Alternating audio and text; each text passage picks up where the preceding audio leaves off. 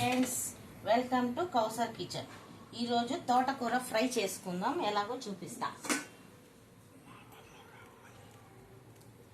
ఇదిగోండి 3 కట్టలు తోటకూర.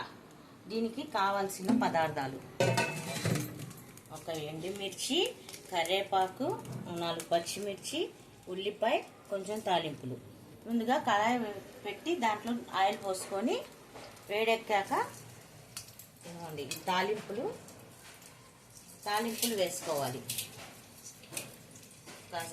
ఆవాలు, జీలకర్ర, మినప్పప్పు, శనగపప్పు ఇవన్నీ వేసి కొంచెం సేపు వేపుకోవాలి. వేగిన తర్వాత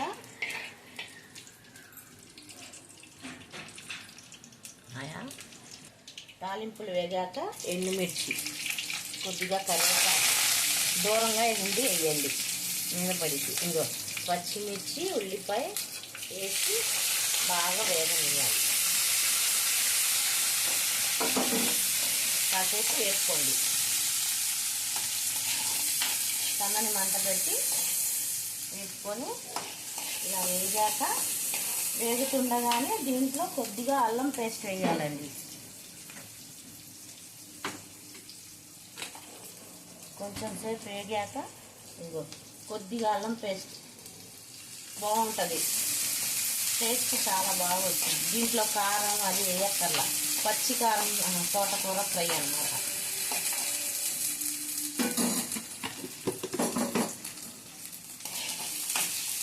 అలా వేగాక బాగా తోటకూర బాగా కడిగి ఇలా వాటర్లో వేసి పెట్టుకొని ఉల్లిపాయ అవన్నీ వేగాక ఇలా వేసుకోండి. వేసేసి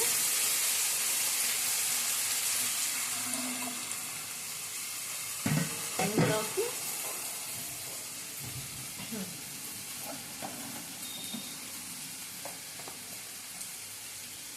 కొద్దిగా పసుపు,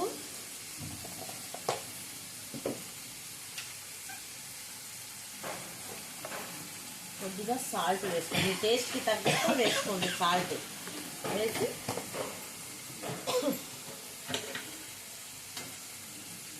అంతా కలిపేసి మూత పెట్టి ఉడకనివ్వండి. ఓకేనా ఫ్రెండ్స్?